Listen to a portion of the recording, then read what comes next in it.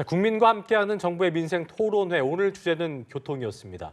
GTX 노선을 연장하고 지방에도 광역 급행철도를 신설하는 내용 등이 담겼는데요. 네, 박상우 국토교통부 장관과 함께 관련 내용 자세하게 짚어보겠습니다. 어서 오십시오. 네, 안녕하십니까. 네.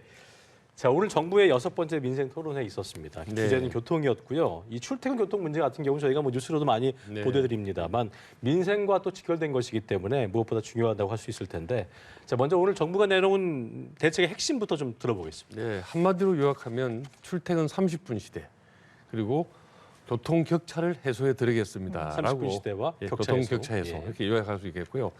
이것을 세 가지 혁신을 하겠다라고 말씀드리는데, 우선 수도권의 여러 곳에 노선을 연장하거나 신설해서 GTX 서비스를 네. 개통을 하고요. 그리고 지방 광역 도시권에도 이 GTX급의 광역 교통 열차를 투입을 해서 메가시티로 발전할 수 있도록 하겠다 하는 게 첫 번째 공약이고, 두 번째는 이제 수도권 신도시 지역에서 도심으로 출퇴근하기 굉장히 어렵습니다. 네. 지금 뭐 사실은 여러 가지 사건들이 뉴스에 보도되고 있는데, 그래서 이분들이 좀 편안하게 출퇴근할 수 있도록 우선 단기적으로 버스 위주의 버스의 공급 양도 늘리고 또 서비스도 또 개선하고 또 다양한 형태의 이 이동 수단도 제공을 해서 광역 교통을 좀 수월하게 출퇴근할 수 있도록 하겠다는 거고, 근데 좀 더 장기적으로 지금 오래된 도로와 철도가 도시를 가로지르거나 해서 도시를 분절시켜서 오히려 도시 네. 발전을 저해하는 곳이 많이 있습니다. 그래서 주요 지역의 도로, 철도와 도로를 지하화를 해서 그 상부 공간을 활용을 하고 철도와 도로는 지하로 안전하게 달릴 수 있도록 하겠다. 그래서 도시 공간을 재창조하겠다는 말씀으로 설명드릴 수 있겠습니다. 네, 세 가지 핵심 말씀해 주셨는데 뭐 가장 먼저 말씀해 주신 수도권 광역 급행철도 GTX 노선을 기존 계획보다도 연장한다는 부분이 눈에 띄더라고요. 네, 네, 네. 무엇보다도 사업비가 문제일 텐데 어떤 방식일지 궁금합니다. 우선 이제 아까 뉴스에 잠깐 나왔지만 A 노선은 이제 평택까지 연장을 하고, B 노선은 이제 춘천시까지 연장을 하고, 네. C 노선은 북쪽으로는 동두천과 아래쪽으로는 천안 아산까지 연장을 하고요. 그리고 이제 그 외에도 D 노선, E 노선은 수도권 서쪽에서 동서를 연결하는 네. 예. 북쪽과 남쪽을 거치면서 동서로 연결하는 D 노선과 E 노선을 신설하고, 그 다음에 이제 순환 노선으로 F 노선도 신설하는 내용인데, 사업비 무슨 말씀하셨는데요. 일단 기본적으로 수도권의 C 노선과 B 노선 지금 민자로 추진이 되고 있습니다. 추진되고 예. 있고, 그리고 이제 연장을 원하는 곳은 일단 지자체가 자기들 기본적인 비용을 부담하겠다 그러면 예비 타당성 조사 없이 바로 시행을 해서 네. 본선인 C 노선 28년, B 노선 30년 내에 같이 맞춰서 개통하겠다는 그런 보관을 가지고 있습니다. 그래서 실행 가능할 것 것으로 생각합니다. 그렇군요. 예. 자, 그리고 오늘 내용을 보면 철도의 지하화 사업도 포함이 됐습니다. 앞서 장관님께서 말씀해 주셨던 그 도시공간 재창조도 이런 일환일 텐데, 철도를 지하로 갈 수 있게 하고 상부의 공간을 개발한다는 내용인데요. 네. 그렇다면 이제 어느 지역에 이걸 할 건가도 중요한 부분일 텐데, 어떤 지역이 좀 검토가 되고 있습니까? 이제 지역은 이제 그 기본적으로 저희 국토부가 전국 단위의 종합 계획을 수립을 하고, 예. 지자체가 해당 지역에 그 계획을 세워서 빨리 계획이 수립되는 것부터 시행을 할 생각인데요. 네.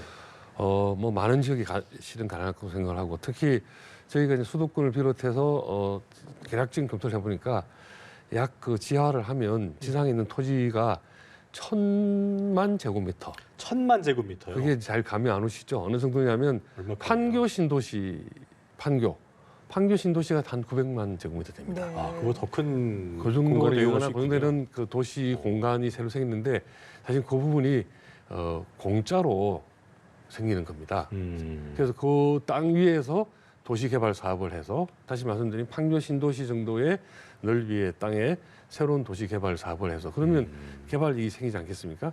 그 개발 이익으로 지하철도를 건설하는 비용을 조달하는 구조이고, 수도권과 지방을 하나의 패키지로 묶어서 하기 때문에 수도권은 좀 예를 들어서 사업성이 있고 지방이 없다 하더라도 전국 단위로 같이 완 패키지로 가는 거라서 지방도 같이 혜택을 볼 수 있을 거로 생각을 합니다. 네. 그리고 신도시 교통 문제, 저희 참 여러 번 다룬 네, 문제인데요. 일단 교통 문제부터 해결한 뒤에 입주를 하겠다라는 게 핵심일 텐데 네, 네. 추가적인 설명을 좀 해주실까요? 종전에는 지금까지는 이제 신도시를 할 때 토지 분양을 다 하고 그 분양받은 토지 위에 건설회사가 집을 지은 단계에서 LH 공사가 이제 자금을 회수해서 그거 가지고 도로든 철도든 연결 교통망을 하는 순서였는데 앞으로는 도시 조성하고 연결 교통망을 선행하거나 최소한 병행해서 지금은 뒤에 했던 것을 선행하거나 병행해서 하겠다는 그런 법안입니다. 그래서 그러기 위해서 광역교통 개정을 따로 만들기도 하고요. 또 여러 가지 행정 절차도 간소화하는 그런 작업을 세밀하게 추진해 나가도록 하겠습니다. 그렇기 때문에 지금보다 도로나 철도에 따라 다르지만 한 2년에서 7, 8년까지 교통망이 먼저 건설되어서 지금 보면 흔히 집은 들어가서 이사는 갔는데 지하철이나 도로가 연결이 안 돼서 고통받는 경우가 많이 있었거든요. 앞으로는 그런 일이 없도록 선행해서 교통망을 먼저 만들어 가도록 하겠습니다. 네. 자, 수도권 광역버스로 출퇴근하시는 분들 얘기를 좀 들어보면 수요에 비해서 공급이 워낙 부족하다 보니까 한참을 오늘 같은 추운 날씨 때는 한참을 기다려도 10,000원 버스를 몇 대를 보내야지 탈 수 있는 그런 상황에 굉장히 불편 사항들이 이만저만이 아닌 것 같은데 이런 부분들을 좀 해소할 수 있는 대책들도 포함이 된 거죠? 네, 당연히 포함이 되어 있습니다. 물론 이제 GTX나 철도 지하 같은 것은 아주 좋지만 시간이 좀 걸리지 않겠습니까? 그래서 우선 단기적으로 효과를 볼 수 있는 게 버스를 투입하는 건데요. 버스도 사실은 이제 너무 많이 투입하면 서울 시내에 교통이 막힌다든지 또는 뭐 그런 문제들이 많이 있습니다. 그래서 아주 이 전략을 잘 세워서 해야 되는데 저희들이 우선 이제 지금의 기존 버스보다 공급 한 2배 정도 더 많이 탈 수 있는 2층 버스를 집중적으로 투입하려고 그러고요. 그러면 같은 버스가 들어봐도 승객 수는 2배가 들어올 수 있기 때문에 효과가 크다고 봐지고요.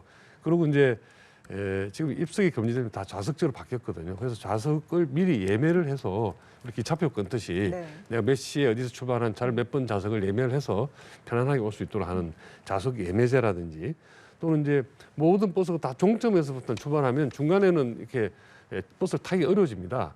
그래서 종점 출발이 아니고 저희는 중간 배차라고 그러는데 중간점에서 출발하는 버스도 많이 넣는다든지 또는 중간에 서지 않고 종점과 주요 지점을 바로 급행하는 급행 버스를 투입한다든지 하는 다양한 형태의 버스 서비스를 투입을 하겠습니다. 그래서 국민들이 불편을 다소가 좀 빠른 시간 내에 덜어드리도록 그렇게 노력하겠습니다. 그러니까 많은 분들의 좀 불편이 줄어들었으면 하는 바람입니다.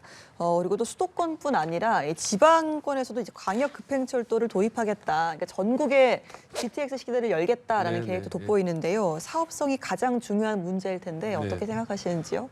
지금 이제 선두주자로 대전에서 세종시를 거쳐서 청주까지 가는 대전, 세종, 충북을 연결하는 저희가 이제 충청권 GTX를 해서 충청의 C자를 따서 CTX라고 가칭을 붙였는데요.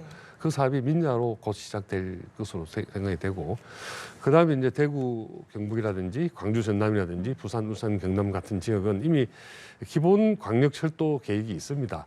그것을 이제 GTX급으로 업그레이드하는 계획을 저희가 지자체와 협의를 해서 그런 지역에도 지역 거점 지역에도 GTX 서비스가 이루어져서 지역의 이 소위 말해서 메가시티가 건설될 수 있도록 그래서 지역 균형 발전이 이루어지도록 그렇게 추진해 나갈 생각입니다. 네, 교통 얘기를 해봤고 끝으로 나오셨으니까 장관님 나오셨으니까 주택 관련 얘기로 마무리 좀 해보겠습니다.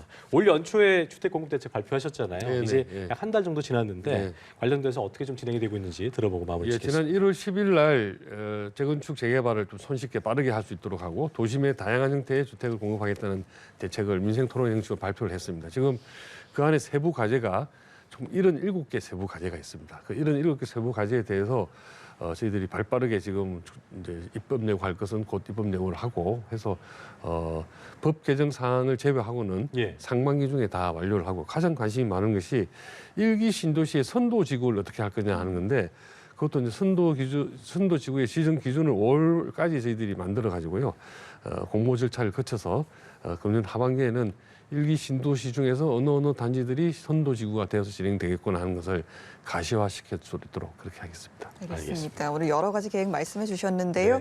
마음이 참 바쁘실 것 같습니다. 지금까지 박상우 국토교통부 장관과 함께했습니다. 고맙습니다. 고맙습니다. 감사합니다.